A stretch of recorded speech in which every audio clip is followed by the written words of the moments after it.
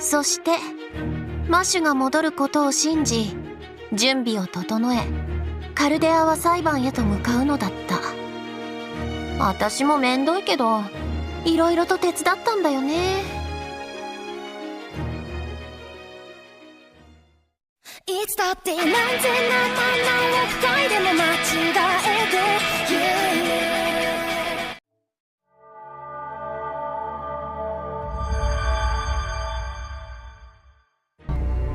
決心はつきましたか？いえ、まだ。 Padahal jika masih belum menjadi ruler, maka dia tak akan bisa keluar dari tempat ini. Disitulah Habeter membela Masu. Ia berkata bahwa tempat ini pasti adalah dunia batin, atau reality marble, yang artinya tempat ini mustahil untuk bertahan selamanya. Mereka hanya harus menunggu sampai meta kehabisan mana. マシは強いから絶対に屈しないんだわ。観念してここからの脱出方法を教えろ。 Namun, tiba-tiba mereka dikejutkan dengan kedatangan orang lain. Itu adalah Lilith yang ingin menggagalkan pelantikan Masu. Lilith berkata bahwa Masu seharusnya tak berubah menjadi ruler. Ia harus tetap menjadi manusia dan menderita sampai mati. Tapi Lilith merasa bahwa sikap Masu sangat dingin. Meta pun menjelaskan bahwa ingatan Masu sudah disegel. Ia sudah kehilangan hampir semua emosi yang pernah ia rasakan. Meta juga bertanya kenapa Lilith bisa ada di sini. Padahal ini adalah novel pensum milik Meta dan tak ada yang boleh masuk kecuali diundang. Tapi ternyata Lilith juga diundang oleh Hakim. Ia berkata pada Hakim itu bahwa aku akan membantumu melantik Masu sebagai ruler. Dan dengan mudahnya Hakim percaya pada omongan Lilith, tanpa ia sadari bahwa Lilith akan menjadi malapetaka di perpustakaan ini. ねえ、キリエライト、あなたを追い詰めるためにはこれ以上何をすればいいと思う？わかんないんだ。とっても簡単なことなのにね。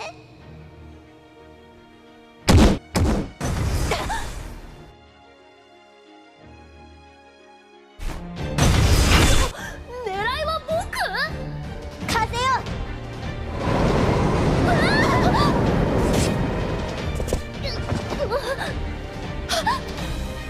キリエライトに別れを言いなさい。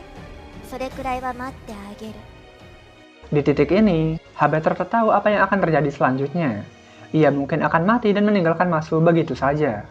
Penyesalan Habeter adalah ia tak sempat melihat Masu memakai gaun pengantin. Ia pun tak bisa mengungkapkan banyak kata-kata kecuali kalimat ini. 負けるな、マシュ。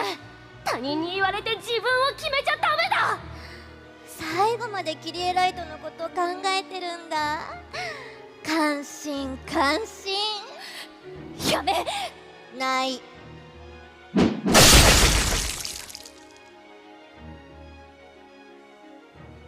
こ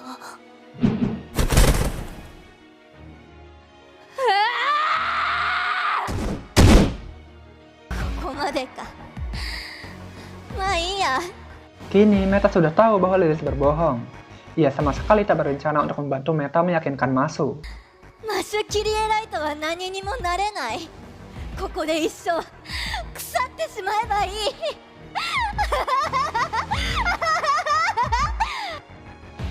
Di sini Masu terlihat sangat marah dan itulah yang diinginkan Lilith. Semakin Masu dikuasai emosi, maka ia semakin jauh dari kelas ruler. Hingga disinilah Meta mengambil alih. それ以上は耳障りです、リリス。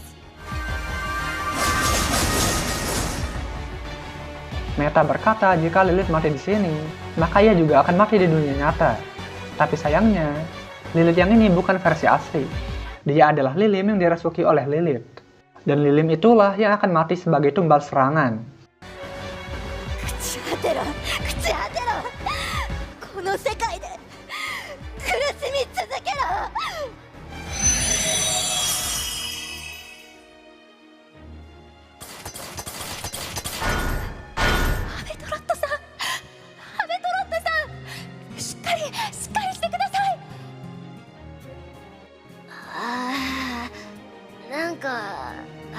まだ生きてる。僕が消えるくらいどうだっていいと思う。よくありません。いいわけがない。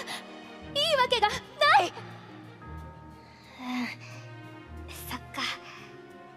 ならやっぱぱりマシュはルーラーにはなれないよ。私は変わってない。ずっと前から臆病で育児なしで。違うよマシュ。人間にはいらない勇気だってある。マシュはただの優しい女の子だ。メ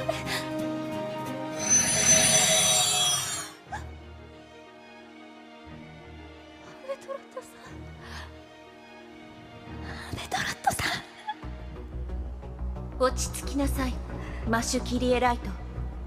その盾に一時的に退去しただけです。もし彼女を救いたいのなら、あなたは新たなクラスへの扉を開かなければならない。そうしなければハベトロットはこのまま死に至るでしょう。わかりました。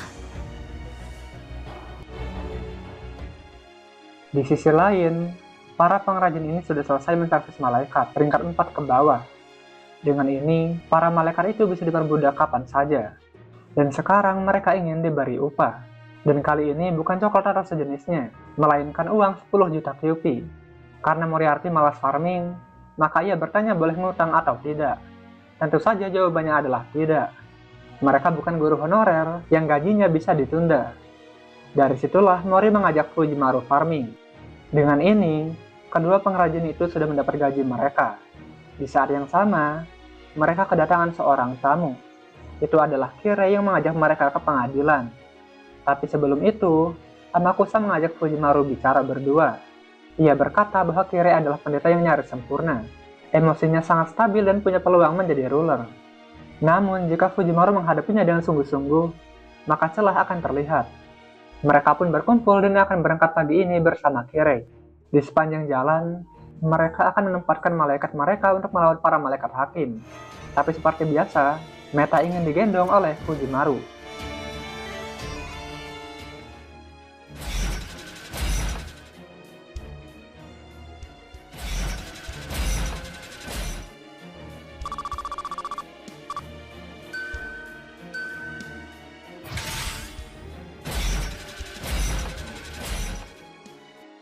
Ternyata, melawan para malaikat dengan malaikat sangat efektif.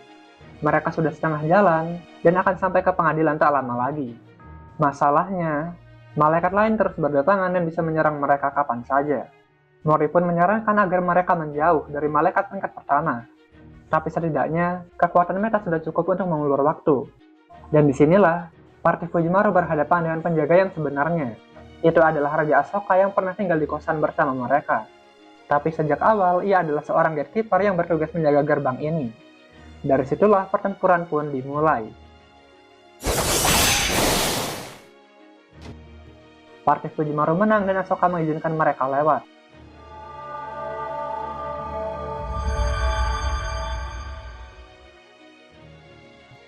Sementara itu, Masu masih bingung apa yang harus ia lakukan. Ia ingin menyelamatkan Habetrot, tapi ia tak tahu harus mulai dari mana. Masu pun ingat perkataan Meta bahwa ingatannya disegel di sebuah buku. Masu harus mengambilnya kembali dan menyusun ulang memorinya. Lalu balik lagi ke pertanyaan awal. Kenapa Masu memegang perisai itu? Meskipun terasa menyakitkan, meskipun berkarat dan bertambah berat, tapi kenapa Masu tak melepaskan perisainya? Ia pun mengambil sebuah buku dan seketika ingatannya mulai kembali. Masu melihat api dan merasakan tubuhnya hancur lebur. Di tengah keputusasaan itu, ia pun digenggam oleh seseorang. Pada saat itu, yang Masu pikirkan adalah berdoa untuk keselamatan sang pria, sambil merasa frustasi karena ia sendiri tak berdaya. Emosi pun muncul mulai dari kemarahan, kesedihan, dan kegembiraan. Tapi di balik itu semua ada harapan kecil. Harapan itulah yang membuat Masu mengangkat perisainya, untuk melindungi semua orang yang ia kenal dan bisa terus bersama mereka. Buku kedua pun diambil dan ingatan yang muncul adalah S. Itu adalah dunia yang sama sekali berbeda. Ada berbagai macam manusia dan berbagai macam ajaran. Masu bertarung melawan mereka semua sambil mengangkat perisai itu. Itu semua karena ia ingin melindungi keluarganya di Caldea. Tapi itu bukanlah kebahagiaan. Karena melindungi orang berarti melukai orang lain. yang artinya selama ini Masu tak pernah bersikap adil. Ia tak bisa menjadi ruler dan tak bisa menjadi shielder. Lalu jalan apa yang harus ia ambil? Kemana Masu harus melangkah? Dan saat itulah ada orang yang menawari kopi. Sementara di persidangan, parti Fujimaru menyerahkan surat banding ke hakim. Mereka yakin banding mereka akan diterima. Lagi pula, hakim memberikan mereka hukuman pengasingan, alih-alih langsung menghabisi. Itu artinya hakim seakan memberikan mereka kesempatan kedua. Banding pun diterima dan sidang akan digelar 10 menit lagi. Tapi karena Masu tak hadir di sini, maka topiknya akan diubah menjadi pengadilan bagi Panhuman. Dan tak berselang lama, Moriarty melihat bayangan orang yang familiar. おっと、突然出てきたな幻影。我が未来のライバル、宿敵め。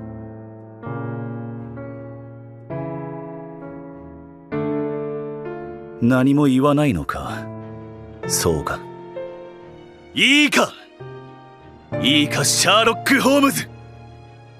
異性の人でない以上、そちらの僕が何を考えていたかは知らんが、僕はあなたとあなたを倒した私をここで乗り越える。償いではなく、僕自身の誇りのためにな。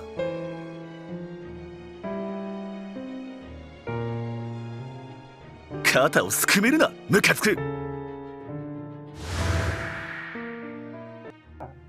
Kini 10 menit sudah berlalu dan sidang pun dimulai. Di sini, Kirei menjelaskan bahwa Chaldea menghabisi 7 Lost Belt dan para warga di dalamnya. Ia pun bertanya apakah Chaldea menyangkal dosa besar itu. Dari situlah, para pengacara berkata bahwa itu fakta. Tapi melimpahkan hukuman kepada Chaldea saja itu sangat tidak adil. Dan mereka mengajukan keberatan. Sejak awal, Lost Belt adalah dunia what if yang gagal menjadi nyata. Tanpa Chaldea pun, Lost Belt akan segera runtuh. Disitulah Kirei menyerang. Ia bertanya apakah karena dunia itu sudah lemah, maka boleh dibunuh. Pengacara pun mengajukan keberatan lagi dan hakim menerimanya. Ia minta pendapat Fujimaru mengenai ini sebagai terdakwa. Fujimaru pun berkata bahwa itu tidak benar. Chaldea tak berniat membunuh dan hanya berdialog. Dan di Lost Belt 1, Ivan adalah seorang tirani dan negosiasi tak mungkin. Kado pun bersumpah bahwa itu benar. Kirei bertanya bagaimana dengan Lost Belt kedua. Tapi Chaldea langsung lompat ke Lost Belt ke-6. Itu adalah satu-satunya Lost Belt yang para warganya bisa keluar dari tembok badai dan pergi ke Panhuman. Karena itulah Barges minta Chaldea untuk bawa 500 peri. Da Vinci pun berkata bahwa Stormborder sanggup menerimanya. Karena sejak awal, kapal itu terinspirasi dari Bahtera Nabinu. Tapi hakim tak melihat 500 peri itu di Chaldea. Karena memang para peri sudah tewas duluan sebelum berangkat. Karena berbagai bencana besar seperti wabah Morse, anjing hitam, dan Oberon. Mori berkata bahwa mereka gagal menyelamatkan, tapi yang penting adalah niat baiknya. Kalau seorang dokter sudah semaksimal mungkin, dan tetap gagal menyembuhkan pasiennya, bukankah ia tak salah? Karena itu, mereka ingin mengajukan argumen final. Peristiwa Lost Belt adalah kondisi darurat seperti Plague of Carneades. Dahulu kala di Yunani ada sebuah kisah. Sebuah kapal diterjang badai dan awak kapalnya tenggelam. Hanya ada 2 orang yang selamat dan mereka berebut papan kayu untuk mengapung. Masalahnya, papan itu hanya sanggup mengapungkan 1 orang saja, dan orang kedua merebut papan itu secara paksa dari orang pertama. Orang itu pun selamat dan diadili. Namun setelah melalui persidangan, ia dinyatakan tak bersalah, karena ia tak punya pilihan selain menghabisi orang lain. Kirei berkata bahwa argumen itu tak berlaku bagi Chaldea. Bagaimanapun, jumlah Chaldea hanya 10 sampai belasan orang, tapi orang yang sudah mereka bunuh sangat banyak sekali. Mori berkata bahwa kami harus melakukannya. Kalau tidak, maka Panhumanlah yang akan binasa. Itulah kondisi daruratnya, dan mereka melakukan itu demi kebangkitan Panhuman. Kirei berkata lagi bahwa Lost Belt juga punya masa depan. Dan sejak awal, Panhuman adalah yang pertama kali binasa. 7 dunia itu awalnya masih berdiri, tapi musnah gara-gara segelintir orang, yaitu Chaldea. Mori mengatakan bahwa Kirei benar. Tak ada perbedaan mutlak antara Panhuman dan Lost Belt.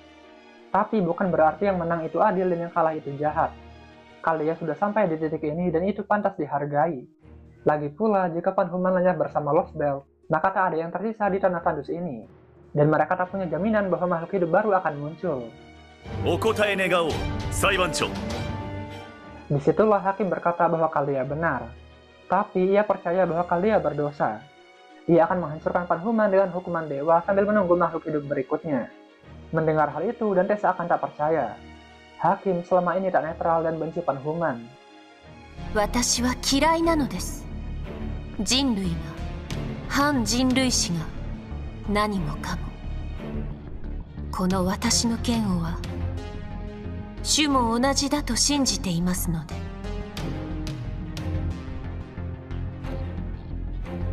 この特異点、この法廷、この裁判にはあなたの意志が並々ならぬほどに満ちている。それを主の意志と置き換えるのはいささか感心できませんな。私の意志は神の意志です。そうでなくてはならない。私はルーラーとして。そうではないでしょう。我が半身、私を切除した大天使。まさか口を出すとは予想外でした。疲れるから面倒だけど、いくら怠惰でも今の発言は見逃せない。あなたはすでに主の意志と己の意志を履き違えている。黙れ。いいでしょう。裁判は一時中断します。改めて追放刑を執行します。切れすぎでしょう。やばい。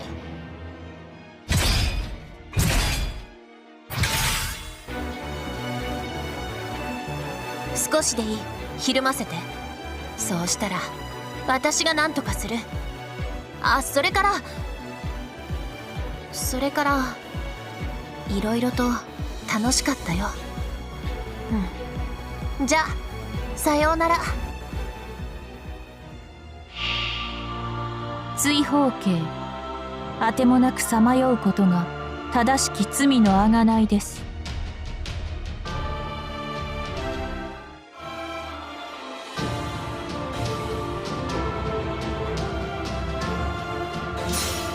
祝福、輝く翼、宝石、恩寵、王冠。あまねく不正義に背任せよ。ユニベール・イモルテル・メタトロン。